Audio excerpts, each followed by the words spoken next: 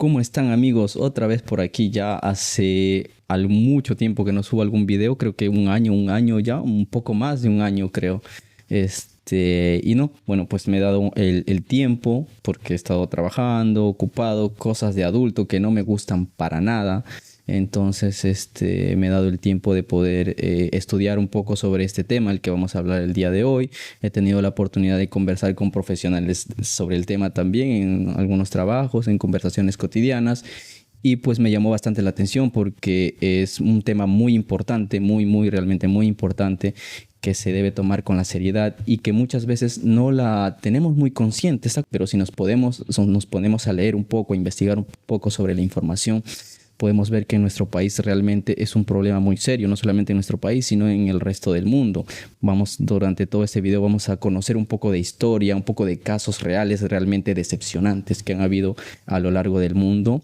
Entonces, espero que este video les guste la información. Le he puesto ahí las citas y todo para poder tener un poco de veracidad al momento de dar esta información, ¿no?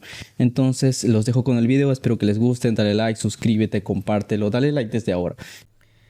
En algún lugar del mundo, alguien tira a la basura un pan perfectamente comestible, mientras que en otro, alguien muere porque no tiene ni eso. ¿Cómo puede ser que el hambre persista si producimos suficiente comida para alimentar a más de 10 millones de personas según la FAO? ¿Por qué entonces, en pleno siglo XXI, el hambre no es una carencia, sino una decisión estructural?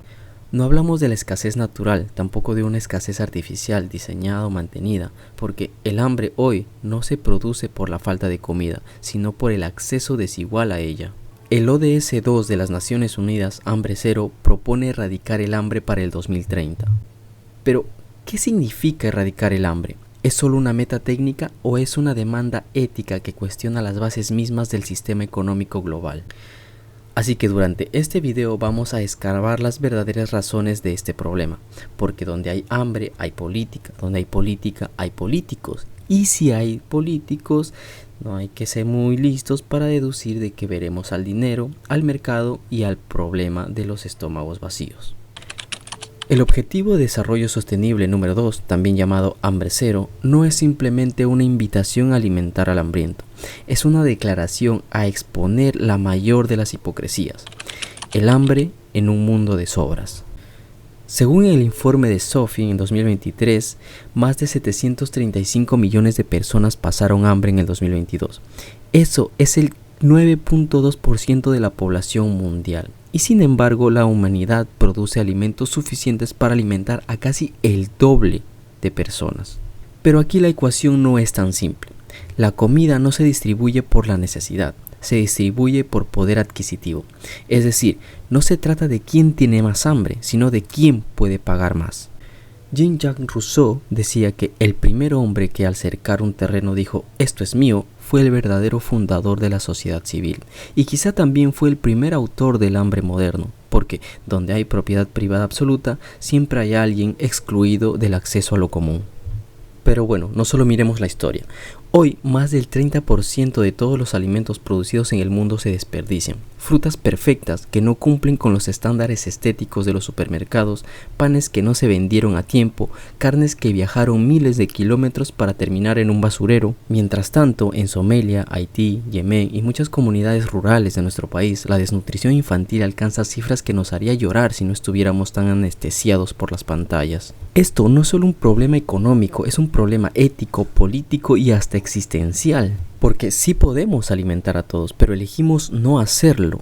¿Qué dice eso de nosotros como especie civilizada? ¿Qué tipo de civilización construye silos llenos de estómagos vacíos? En su célebre obra, La República, Platón imaginaba una ciudad justa, una en la que cada uno desempeñaba una función para el bien común. Pero el filósofo griego predijo algo obvio para nosotros hoy en día. El exceso lleva al conflicto. El hambre no nace por falta de recursos, decía, sino por los apetitos desordenados, por el deseo de unos pocos de tener más de lo necesario.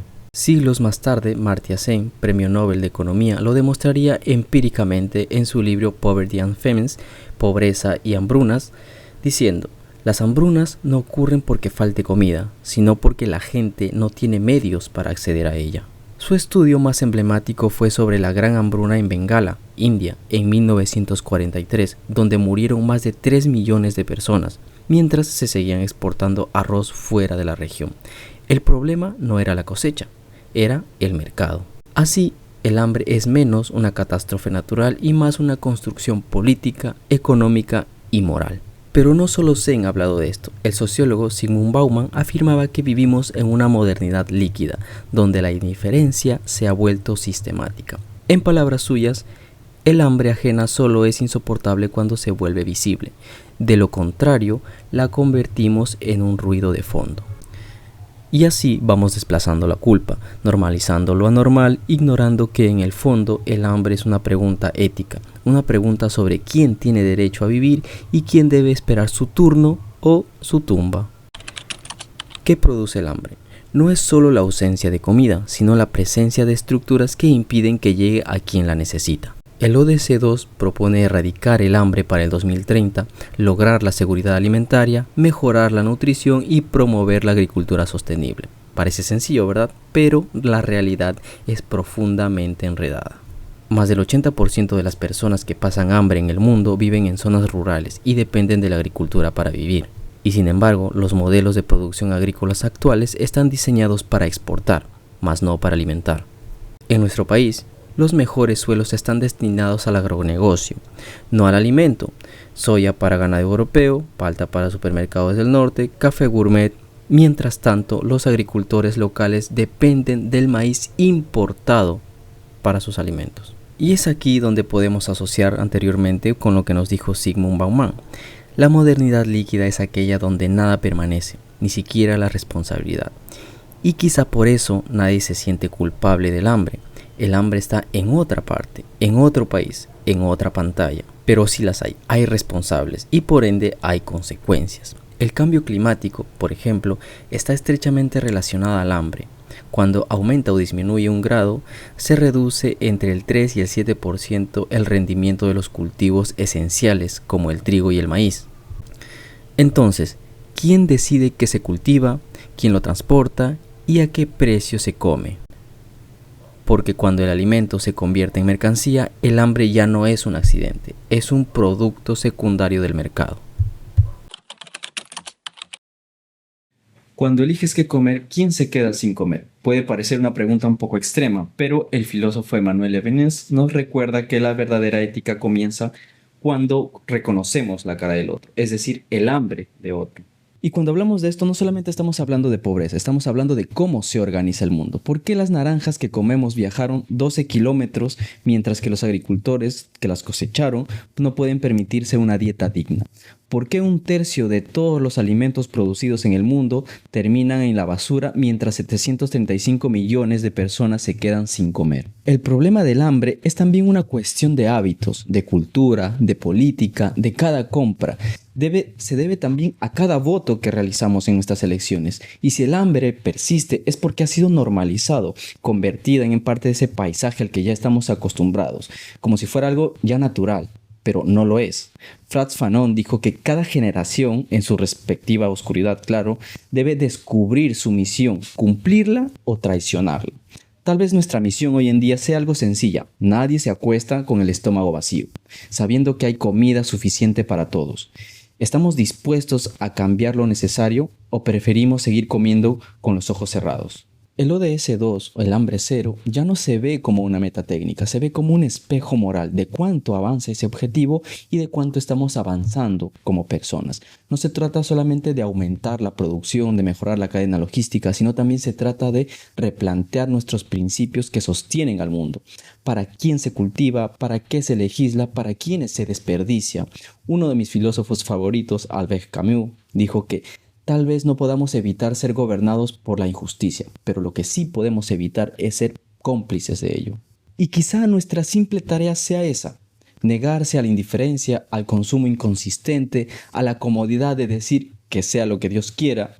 Y como ya lo hemos analizado, el hambre no es un problema de escasez, ¿verdad? Sino de prioridades, de estructuras, de políticas y de voluntades. Si el mundo hoy en día tiene la tecnología, el conocimiento, la abundancia para alimentar a todos, entonces, ¿Por qué no se hace? Habiendo llegado al punto de este video después de todo lo que hemos visto, de todo lo que hemos analizado, tal vez la pregunta no debería ser cómo erradicar el hambre, sino cuánto estamos dispuestos a cambiar para poder lograr esto. Porque alimentar al mundo no solamente es un objetivo sostenible, sino también quizás la forma más urgente de justicia a la que podamos llegar y a la que podamos crecer y desarrollarnos como personas, como seres humanos, en conjunto, en una sociedad, en equipo, con voluntades, políticas justas y sin hambre. Bueno amigos, esto ha sido todo. Espero haber picado su curiosidad lo suficiente como pues para que vayan a leer, a investigar, a conversar sobre el tema, comentar algo tal vez, compartir la información. Y bueno, nos vemos en un próximo video. Ojalá no tarde mucho. Si es que tengo un poco de tiempo, podré subir un video próximamente. Suscríbete, dale like, etc. Chao.